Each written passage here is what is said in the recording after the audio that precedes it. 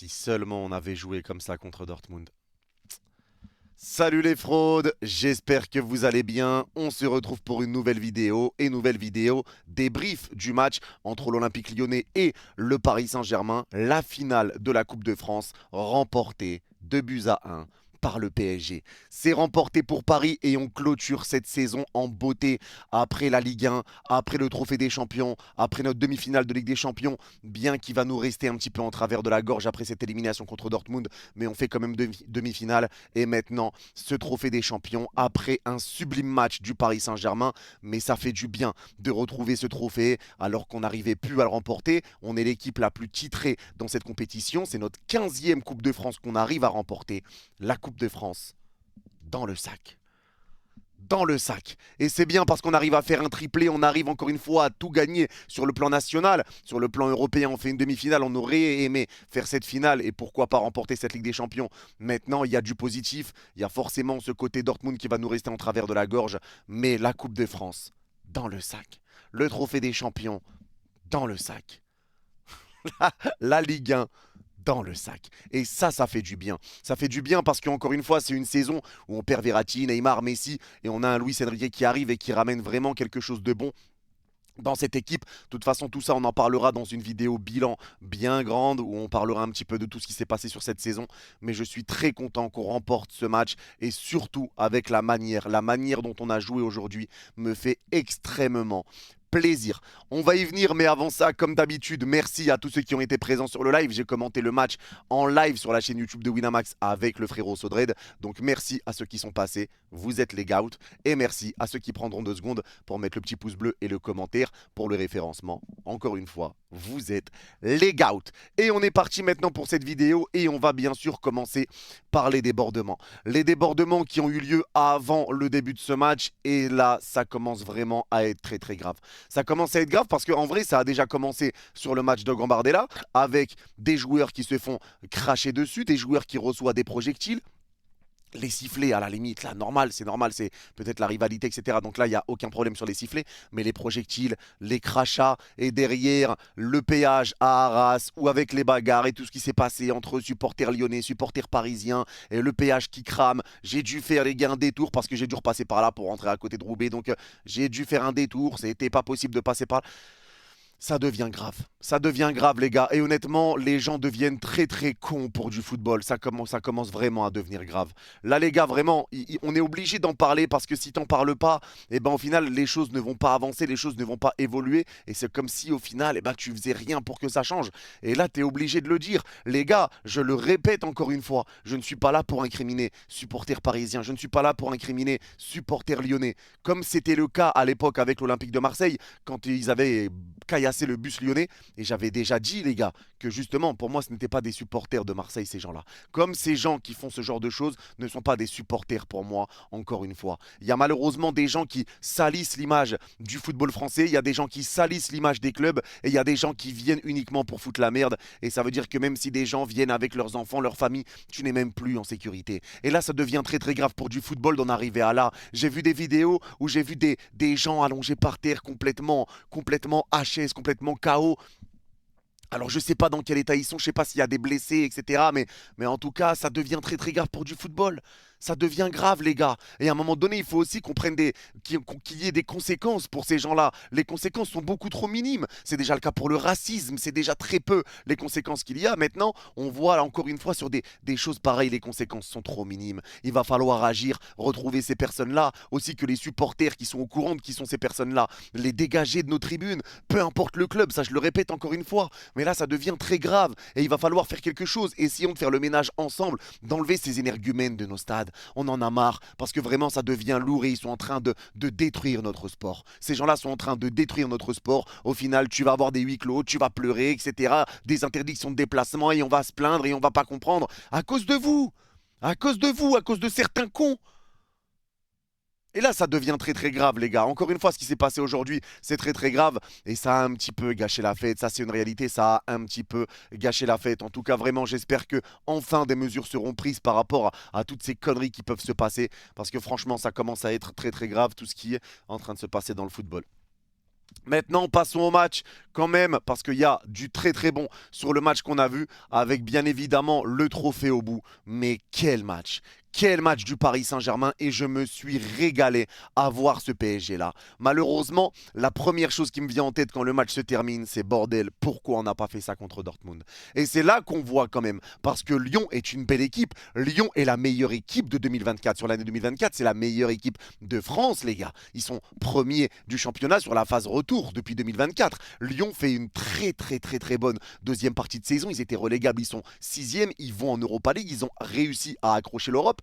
Ils ne perdent quasiment plus, les gars. Lyon est exceptionnel et Lyon a fait un superbe comeback. Et encore une fois, Lyon, troisième match contre troisième victoire. Troisième victoire et tout ça, c'est pas anodin. C'est pas anodin. Parce que, encore une fois, même quand on met l'équipe B, qui a pas Dembélé, pas Mbappé, contre Nice, qui joue sa qualification en Ligue des Champions, on arrive à gagner en faisant un super match. Contre Lyon, maintenant, on arrive à gagner, à faire un super match. Contre Metz, sans personne, on arrive à bien jouer, à gagner, faire un super match. Et c'est ça qu'il faut souligner. Parce que Lyon, ce n'est pas n'importe quoi. Et je félicite Lyon pour la saison. Félicitations à Lyon pour la finale. Mais aujourd'hui, le PSG, c'était trop fort. Aujourd'hui, c'était trop fort. Et j'ai vu un PSG qui a été juste sublime ce soir. Un PSG qui a été époustouflant. Un PSG qui s'est donné. Un PSG qui a levé up et qui a mis son plafond de verre très haut. Un PSG qui s'est vraiment donné. Un PSG en équipe. Un PSG pas stressé. Et là, j'ai l'impression de voir deux visages différents par rapport à ce que j'ai vu en Ligue des Champions, notamment avec certains joueurs qui peuvent passer à côté de leur match et sur d'autres matchs avec peut-être moins de pression, tout ça c'est différent. J'ai vu quand même une grosse différence et un PSG qui a été monstrueux aujourd'hui. Le Paris Saint-Germain a été très fort, on a fait très mal à cette équipe lyonnaise. Maintenant pour parler rapidement de Lyon, il y a une chose que j'ai pas compris, c'est que Pierre Sage était venu déjà au Parc des Princes pour essayer de faire le jeu alors que tout le monde s'attendait à ce que Pierre Sage vienne en 5 défenseurs. Il est venu finalement en 4-2-3-1 pour essayer de jouer ballon avec le Paris Saint-Germain. 4-1. 4-1, sujet clos. Pierre Sage derrière déclare oui, j'ai pris connaissance, là je sais maintenant comment le PSG joue, tout ça, je prends des notes, etc. Je pensais que Lyon allait vraiment faire bloc bas. Au final, il revient pareil en 4-2-3-1. Donc encore une fois, ou un 4-3-3, pardon. Ils viennent encore dans un système un peu offensif. Alors maintenant, oui, Pierre Sage a quand même les balls de venir et essayer de jouer au ballon avec le PSG, mais là aujourd'hui, ça a été trop compliqué. Le pressing parisien a été époustouflant. Le pressing parisien a complètement torpillé les joueurs lyonnais. Ils n'arrivaient absolument pas à ressortir un ballon, tu les récupérais très haut et tu leur as fait très mal. T'as fait 28 tirs pour 11 cadrés, Lyon a cadré 2 frappes. 2 frappes, les 2 frappes c'est de corner. Les 2 frappes, c'est de corner. Rends-toi compte du match que tu fais aujourd'hui. Il faut se rendre compte. Et encore, si on n'était pas tombé sur un énorme Péry, le gardien lyonnais, qui a fait je ne sais combien de parades, le score aurait terminé sur 6-2, 7-2, 5-2 peut-être. Mais le score 5-1 même, Lyon n'a pas mis de but, mais ça aurait été différent. Péry a été énormissime, même si j'ai quand même l'impression qu'on tire beaucoup sur lui. On a beaucoup tiré sur lui, mais en tout cas, dans le jeu, j'ai énormément aimé ce que j'ai vu. Une équipe combative, une équipe solide, une équipe qui presse ensemble, une équipe qui joue ensemble et une équipe qui prend du plaisir à jouer ensemble. Enfin, le seul joueur pour moi qui était en dessous, on va dire, pas un flop, hein, mais en dessous pour moi, ça a été Kylian Mbappé. Et forcément, là, je vais rentrer dans l'individualité des joueurs et c'était bien évidemment le dernier match de Kylian Mbappé. Alors les gars, moi je vais vous parler honnêtement parce que je sais qu'il y en a beaucoup qui veulent tourner la page avec Kylian rapidement, tout ça. Moi les gars, je ne peux pas faire semblant. C'est vrai que ça va me faire très bizarre de ne plus voir Mbappé porter ses couleurs parisiennes. Maintenant, je le répète encore une fois, pour moi c'est un mal pour un bien. Ça va être bien pour lui, ça va être bien pour nous. Il faut qu'on arrive à tourner la page avec Mbappé et à se reconcentrer sur notre projet sportif, sur le football et comme ça, plus personne n'est au-dessus du club, etc. Ça, c'est une réalité. Maintenant, c'est vrai que ça va me faire bizarre. Mbappé a passé 7 ans au club. Mbappé est le meilleur buteur de l'histoire du club. Mbappé, voilà, Mbappé, c'est un joueur qui a été aimé par les supporters. C'est une page qui se tourne. Maintenant, voilà, je ne vais pas encore une fois reparler indéfiniment d'Mbappé. Mais Mbappé, merci pour tout ce que tu as fait au Paris Saint-Germain. Il y a eu des problèmes, forcément de la faute de Nasser également, mais il y a eu des problèmes, des choses que tu n'aurais jamais dû faire. Il y a eu une cassure avec les supporters, il y a des choses où j'en veux encore une fois à Mbappé et je lui en veux toujours par rapport à certaines choses qu'il a fait et qu'il n'aurait pas dû faire, parce que certains vont nous dire oui mais Mbappé a raison.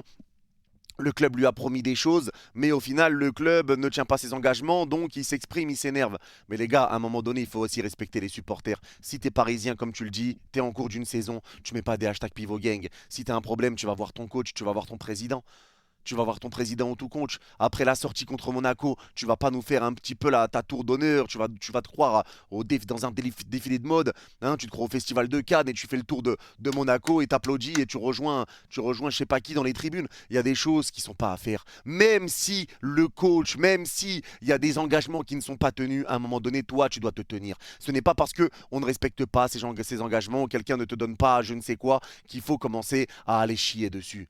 C'est pas comme ça que ça se passe, c'est pas comme ça. Il y a des dirigeants, il faut aller les voir. Si jamais vous travaillez à Carrefour et que votre patron ne vous donne pas votre paye, votre patron vous donne pas votre paye, qu'est-ce que vous allez faire? Est-ce que vous allez sortir du Carrefour, filmer Carrefour et dire oh les gars, c'est vraiment de la merde ce magasin? Ou est-ce que vous allez appeler votre patron? À un moment donné, il y a des choses qui doivent se régler en interne. Donc oui, le club a des fautes, mais Mbappé a des fautes également. Et c'est pour ça que je dis, il vaut mieux que ça parte, il vaut mieux qu'on tourne la page, mais c'est vrai que ça va me faire bizarre. En tout cas, pour clôturer, parce qu'on en a déjà parlé un millier de fois, bonne chance à Mbappé au Real Madrid. De toute façon, on commentera le Real Madrid, donc on verra un peu comment ça se passera là-bas. Et moi, j'ai hâte de voir notre Paris Saint-Germain sans lui, voir le mercato et voir comment ça va se passer derrière. J'ai hâte de cette nouvelle saison. En tout cas, Mbappé, bon vent, merci. Et merci pour rien en même temps. Enfin, dans le sens où les conneries. Bref, vous avez compris. Maintenant, on va continuer. On a parlé d'Mbappé. Mbappé qui a été, là, si on parle de ce match, un petit peu en dessous. C'est un Mbappé qui a été quand même remuant, un Mbappé qui a été disponible, mais c'était pas assez. Encore une fois, je trouve que Mbappé, techniquement, c'est un petit peu fade, les gars. Je trouve que Mbappé, dans ses contrôles, dans ses choix aujourd'hui, je trouve que c'est un Mbappé qui est perturbé. Lui qui nous disait qu'il était justement pas perturbé, j'ai senti un Mbappé perturbé aujourd'hui. Il y a des moments où il fait des mauvais choix, il peut frapper direct quand Barcola laisse passer la balle. Il contrôle tout ça. Il y a des choses qui n'ont pas été bonnes de Kylian Mbappé aujourd'hui, mais pour moi, c'est le seul joueur qui a été en dessous. Maintenant, voilà, fin du livre, sujet clos, passons à autre chose. On est quand même champion, on a quand même remporté ce trophée. Mais Mbappé, en tout cas, a été disponible. Mais pour moi, encore une fois, ce n'est pas assez. Derrière, j'ai envie de parler de Fabian Ruiz. J'ai envie de parler de Fabian Ruiz, les gars, qui se transforme en Iniesta, qui se transforme en Thiago Motta, qui se transforme en Maxwell, qui se transforme en Ronaldinho. Thiago Motta, c'est trop. C'est trop. Fabian Ruiz, les gars, il commence à reprendre confiance. Il commence à sortir des matchs. Le match qu'il nous a fait ce soir. Mais qui es-tu, Fabian? Qui es-tu? Qui es-tu? Mais qui étais-tu sur la première partie de saison? Mais t'es capable de faire ça, toi? Mais t'es capable de faire ça? Mais pourquoi je l'ai pas fait avant? Mais Fabian, oh, toi aussi. Le niveau qu'a montré Fabian aujourd'hui, le match qu'a fait Fabian aujourd'hui, c'était énormissime. Les récupérations, le placement, la conservation de balles. Il arrivait à aller très très vite vers l'avant. Il conservait bien, il ramenait du danger, ses passes, tout ça.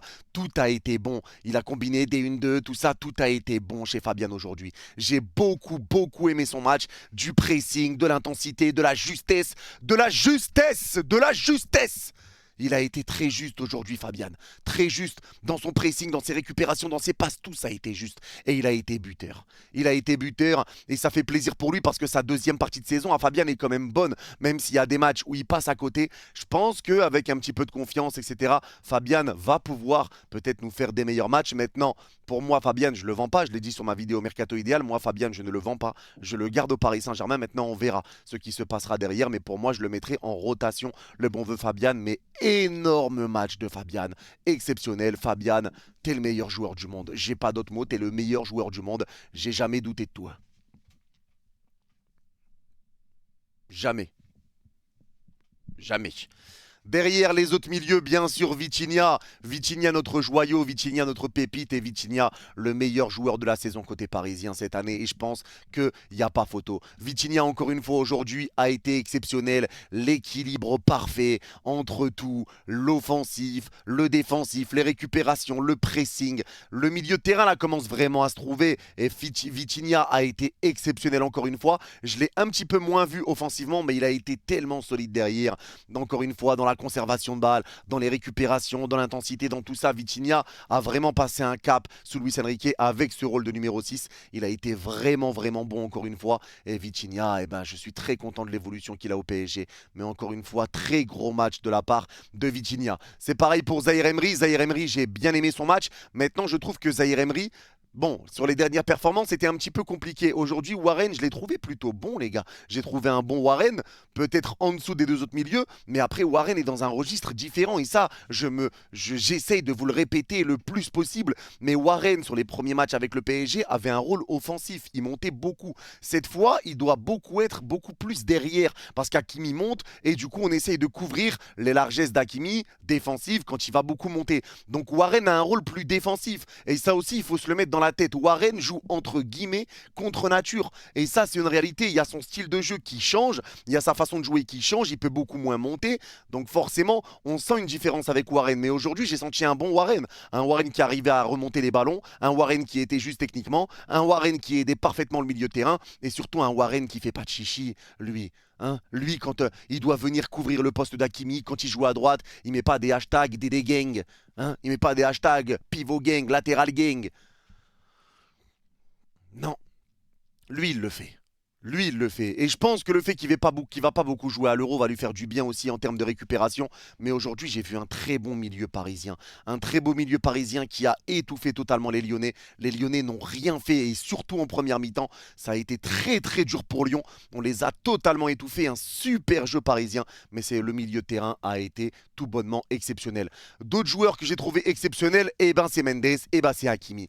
Et les gars, sur ce match, j'ai senti, et je sais pas si je suis le seul, j'ai l'impression d'avoir vu nos deux latéraux qui montaient beaucoup. Mendes, Hakimi, j'ai senti les deux aller très haut. Et par contre, l'apport offensif de Mendes aujourd'hui, son entente avec Barcola, quand ça allait à droite, Dembélé, son entente avec Hakimi, ça combinait bien. Les appels d'Hakimi, les occasions d'Hakimi, Mendes, les combinaisons avec Barcola, les centres, la justesse, l'apport offensif qui peut nous amener, ses percussions, son accélération.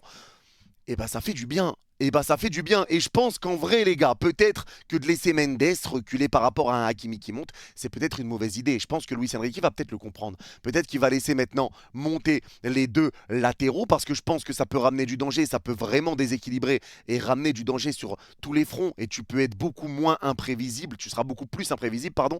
Donc tu sauras beaucoup moins d'où ça va venir. Après, tu seras un peu plus exposé. Ça, c'est sûr et certain. Mais si tu arrives vraiment à mettre en place ta stratégie, que tu montes intelligemment, etc., que tu es couvert derrière, moi je pense que ça peut faire mal parce que se priver de l'apport offensif d'un Nuno Mendes, c'est quand même pas beau. C'est quand même pas beau parce que vraiment Mendes offensivement nous apporte beaucoup. On le sait, c'était ses points forts déjà avant sa blessure. Maintenant on sait qu'Enrique aime jouer avec un latéral qui monte et pas l'autre, mais là les deux sont montés, les deux ont été bons. Et Mendes, j'ai envie de parler de ses retours défensifs parce que Mendes défensivement ça a été monstrueux. Ça a été monstrueux. Il est revenu énormément de fois dans les pieds de Cherki, dans les pieds de la Casette. Il a fait énormément de retours défensifs à la vitesse, au physique, à l'épaule, les tacles, c'était juste. C'était juste. Le match de Mendes a été monstrueux. Défensivement, offensivement, gros match de Mendes. Honnêtement, j'ai pas de flop sur ce match. Paris a très bien joué et ça fait du bien de les voir jouer comme ça. Et quand on voit qu'on est capable de jouer comme ça, et bah t'as hâte de voir la nouvelle saison. Et c'est là qu'on voit quand même tout le travail de Luis Enrique. Parce que certains vont nous dire oui, moi je vois pas de différence par rapport au PSG de Galtier, par rapport au PSG de Pochettino. Tu foutrais pas un peu de ma gueule? Tu te foutrais pas un peu de ma gueule? S'agirait peut-être d'aller chez l'opticien, de mettre des lunettes. Parce que ceux qui ne voient pas de différence avec Enrique, avec Galtier, avec Pochettino, vous avez un sacré problème. Moi, je vous le dis, vous avez un sacré problème. Et là, je vais surtout parler des journalistes qui ont juste la haine que le PSG cette année n'ait pas réellement d'affaires extrasportives.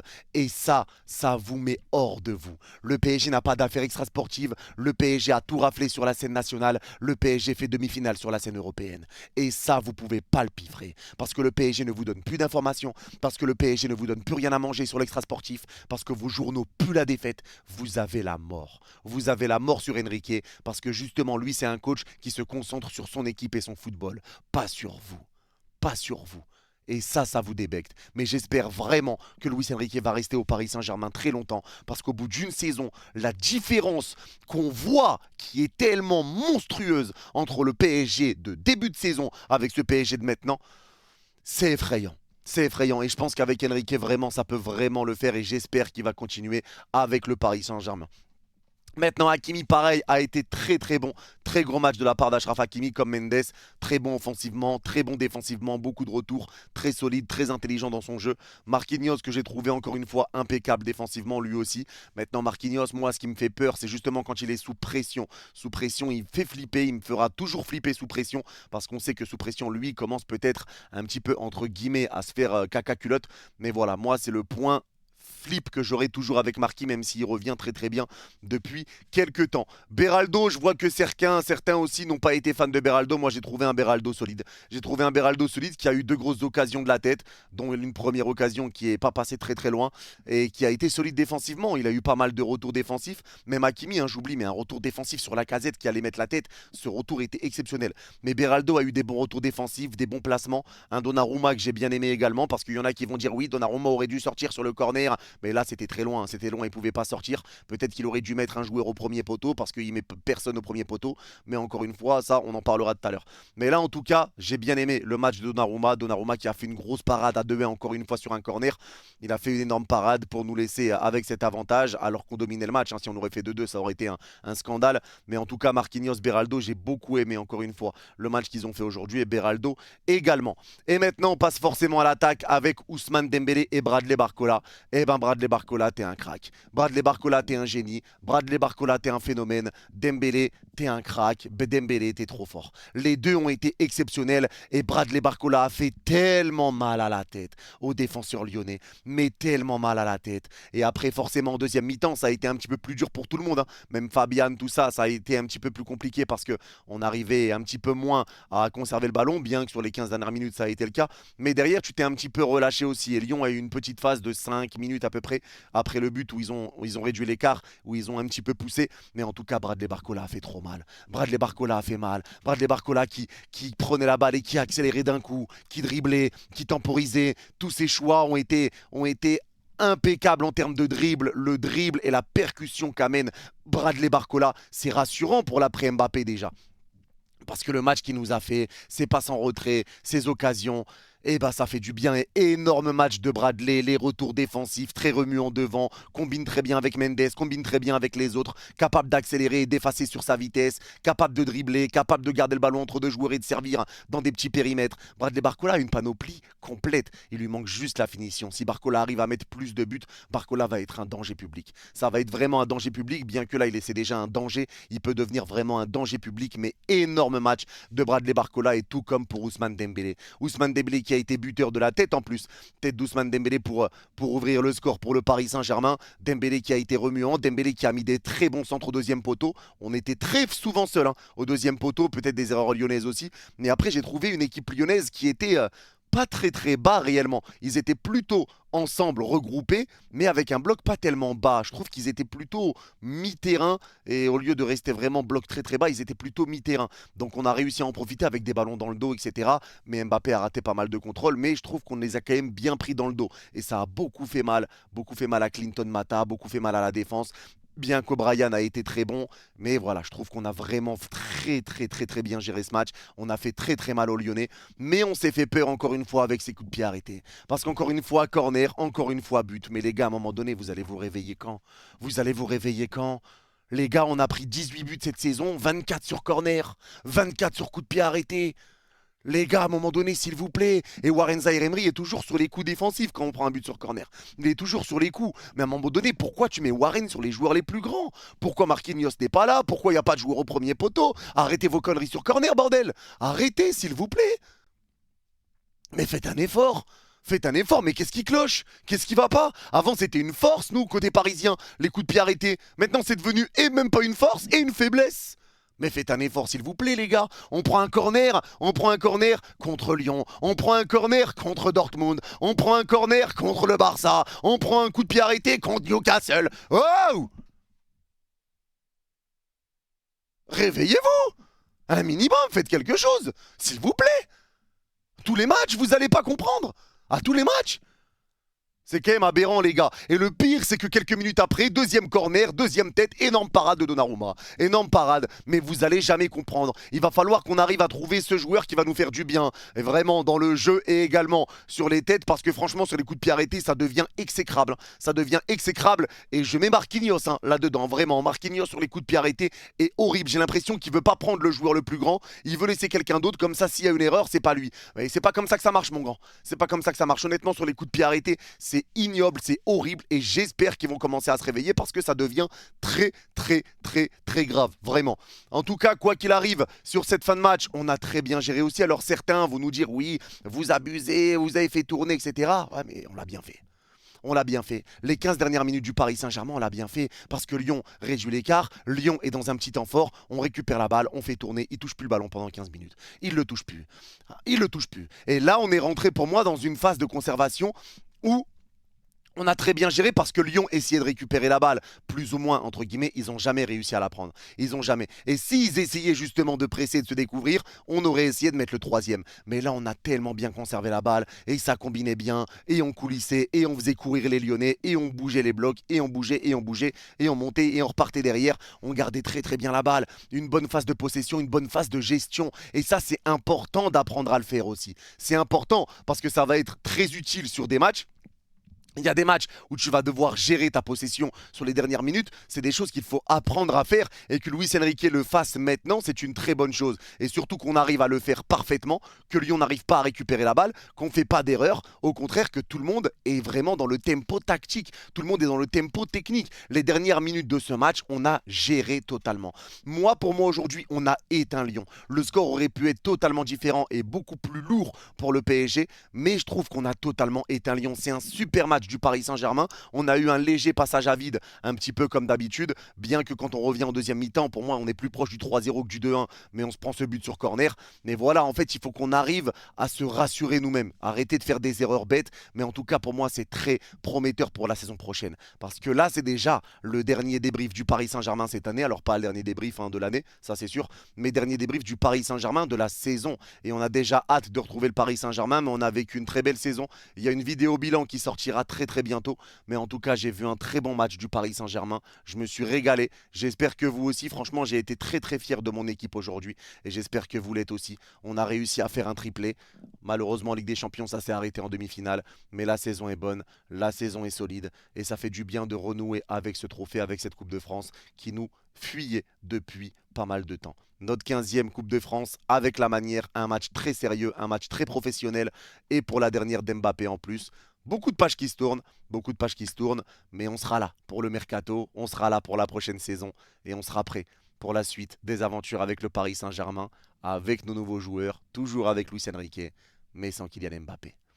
Merci à tous d'avoir suivi cette vidéo. Ceux qui l'ont regardé jusqu'au bout, déjà, dites-moi en commentaire. Est-ce que vous êtes d'accord, pas d'accord avec moi? Mais pour ceux qui l'ont regardé jusqu'au bout, n'hésitez pas à mettre dromadaire en commentaire et je comprendrai que vous l'avez vu jusqu'au bout. Merci à tous, prenez soin de vous et allez Paris dans le sac.